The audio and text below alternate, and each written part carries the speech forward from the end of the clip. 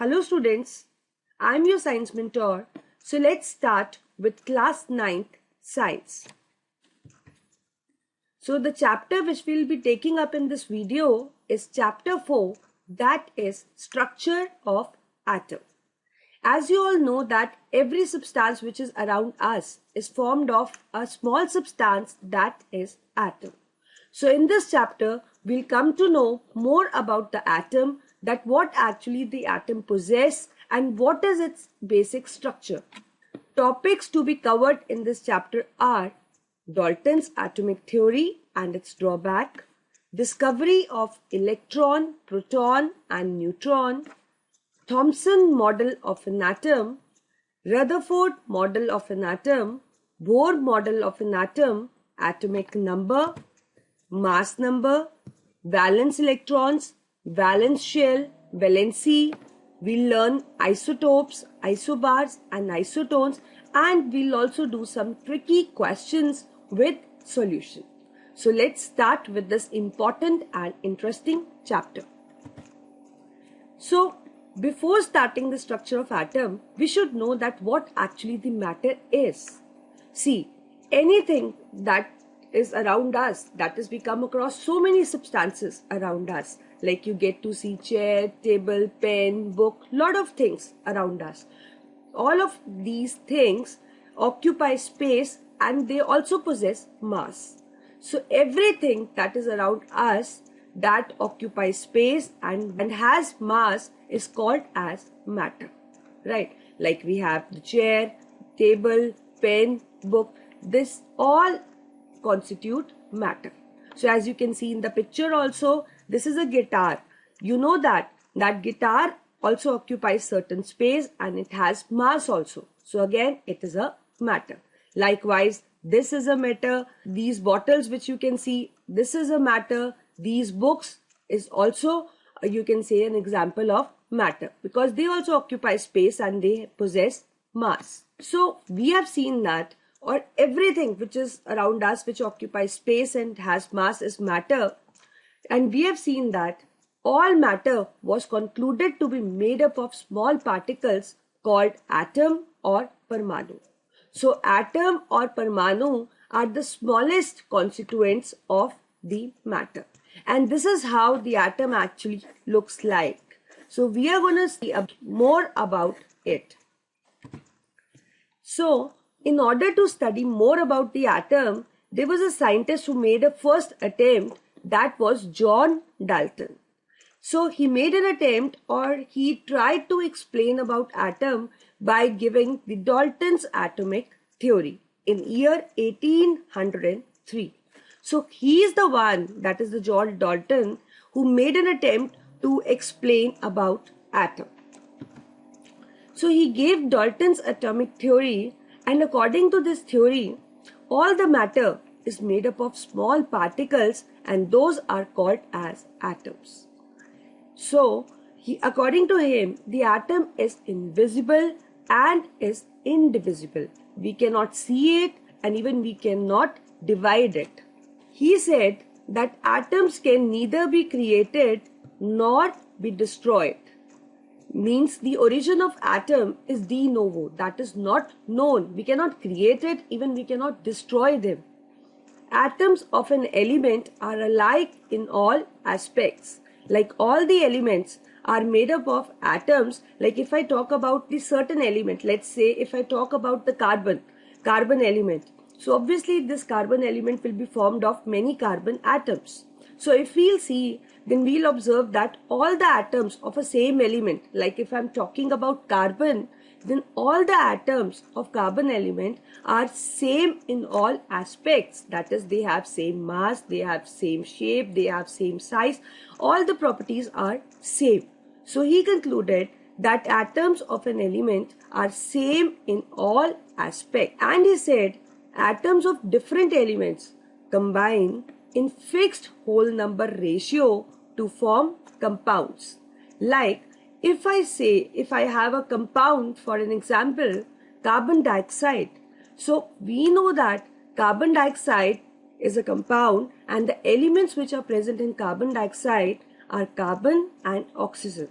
So if we'll see that what is the ratio of carbon and oxygen and carbon dioxide, so if we see that the ratio by volume is 1:2 and the ratio by mass is 3:8. And these ratios 1:2 and 3:8, whether I'm talking about the ratio by volume or ratio by mass, it is going to be fixed.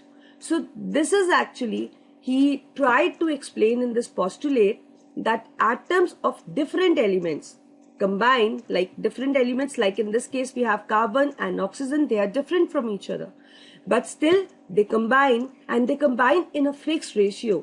Like if I want to form carbon dioxide, I have to combine the carbon and oxygen in the ratio of 1:2 by volume and 3:8 by mass, and this is the fixed ratio. And you can see that this ratio is a whole number ratio, and if they'll combine in this given ratio, they will form a particular compound. Like in this example, they are forming carbon dioxide. So atoms of different elements combine in fixed whole number ratio to form compounds. But now there were certain drawbacks related to Dalton's atomic theory. So let's study that what are the drawbacks of it. See, according to Dalton, atom is indivisible. He said that we cannot divide atom. But later on it was proved that we can subdivide atom into smallest subatomic particles, that is electron, proton and neutron. So this was the postulate that was actually wrong, and it was later proved that it can be subdivided. Another drawback, he said that atoms of same element are always same in all aspects. I told you that he said that they are similar in shape, mass, size and all the properties. But it was seen that the atoms of same element can somehow differ from each other. That is, their properties might differ from each other. So all these drawbacks actually led to the failure of Dalton's atomic theory. So these were the two important drawbacks. One is that we can divide the atom, and the second is atoms of same element can somehow differ from each other. Now let's study about the discovery of subatomic particles. So according to the discoveries, we have seen that the electron is the subatomic particle that was discovered first. And it was discovered in year 1897 by a volunteer, that is J.J. Thomson. He was carrying out the cathode ray tube experiment, which led to the discovery of this particle. So in this experiment, what he actually took, he took Crookes tube. What is Crookes tube? It is just a 60 centimeter long tube made up of glass. And he arranged the apparatus as you can see in the figure. So if we'll study about the figure, we'll observe that there is a 60 centimeter long glass tube, right? You can see it. This tube has a gas in it. We can take any gas, let's say it has hydrogen gas. And you can see that to this Crookes tube, there is a vacuum pump attached. You know that vacuum pump is used to push out air in order to change the pressure according to our will in this tube. Then what he did, he fixed two metal plates in it, and these plates by means of wire was connected to the source of current, that is the battery. So the metal plate which is attached to the positive terminal of battery is anode, and the other one which was attached to the negative terminal of battery forms cathode. So this was the apparatus set by him. So let's see what actually he observed while carrying out this experiment. So there were certain observations which he could make out. First is this, the battery here, the voltage of the battery was 10,000 volts. That is the very high voltage generator, right?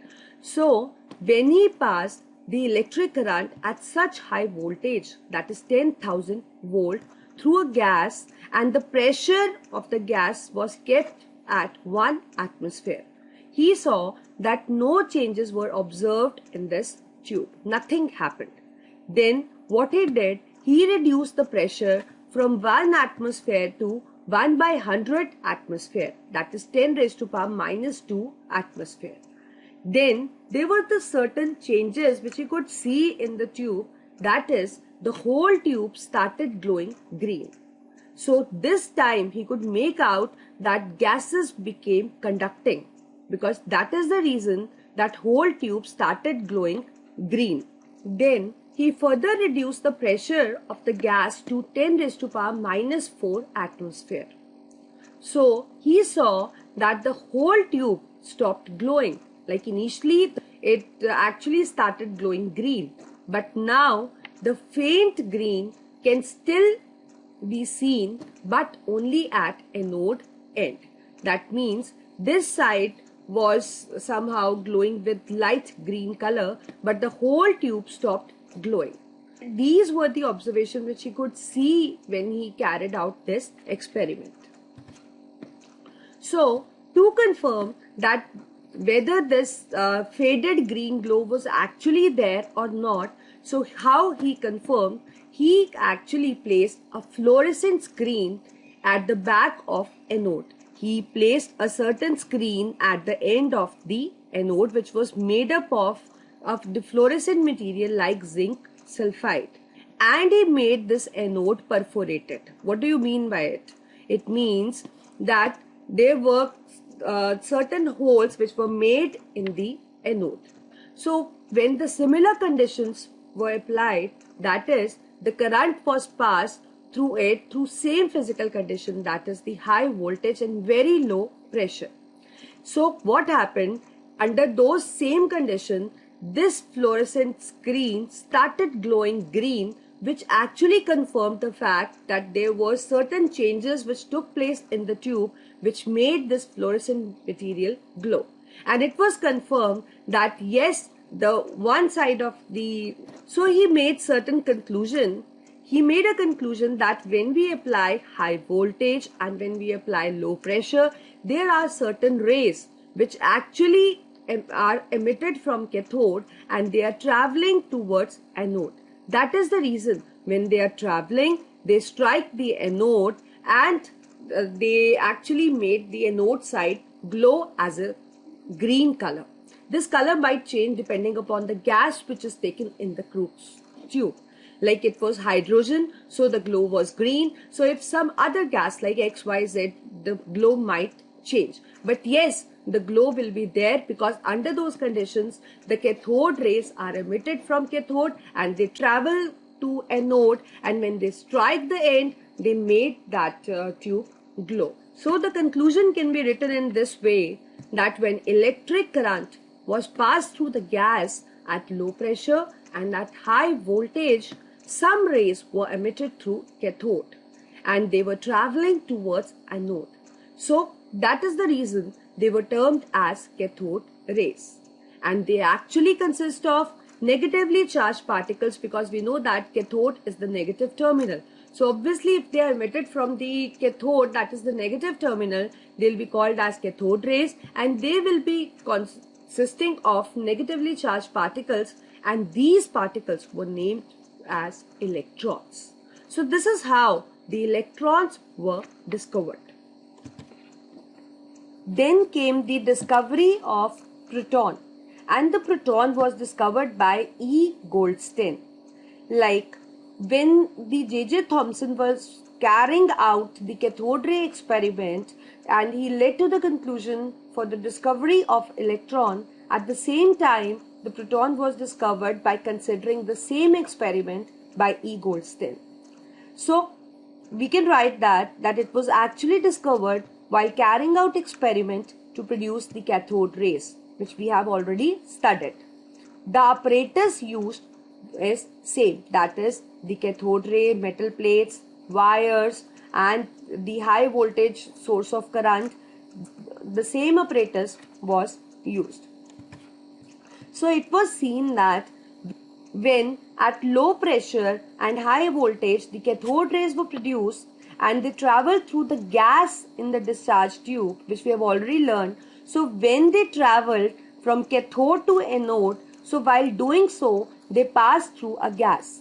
And when they do so, they actually ionized the gas. That is, they took the electrons of the gas atoms along with it. So this is how you're going to write that they took electrons of gas along them, leaving behind the positively charged particles of gas. And these positively charged particles, obviously they are positively charged now, right? So they will start traveling toward the negative terminal, right? That is toward the cathode. So these rays which were formed by the ionized particles of the gas are called as canal rays. And they started moving towards the negative terminal, that is the cathode. So as these particles possess positive charge, so they were named as protons. We are not going to name them as anode rays because they are not originating from the anode. They are originating from the ionized particles of the gas. So they are called as canal rays. So this is how the protons were discovered. Third, that is the discovery of neutron. This discovery was made by Chadwick and in year 1932. This discovery actually came much later after knowing the structure of atom, because while the scientists were studying about the structure of atom, so they saw that there is certain nucleus in an atom, which we'll learn later, and the whole mass of atom is just due to nucleus, right? So till that time, the protons were discovered, the electrons were discovered, but later on, Chadwick led to the conclusion that there are certain particles other than protons and electrons that are present in atom and they contribute towards the mass of an atom. So they were considered as the neutrons, right? So what you can actually write is, it was seen that whole mass of an atom is due to nucleus. And as far we know that nucleus is positively charged.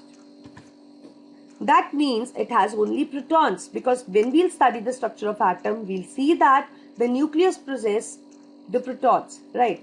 But we also say that though the electrical neutrality of atom was clearly explained by the presence of protons, but the mass of an atom was not similar to the number of protons in an atom, which we call it as atomic number. See, this atomic number, this protons, this nucleus, but for now, I just want to explain you that the existence of neutrons came into existence only because of the mass issue related to the atom, right? Because the mass of an atom was not equal to the number of protons. It was somehow more than the number of protons. So it was concluded that nucleus contains some other particles also that contribute towards the mass but not the charge. Therefore, these particles were called as neutrons. So they were neutral, they were not contributing towards the charge of an atom, they were contributing only towards the mass of an atom. That is why they were termed as neutrons. So this is how the electrons, protons and neutrons were discovered.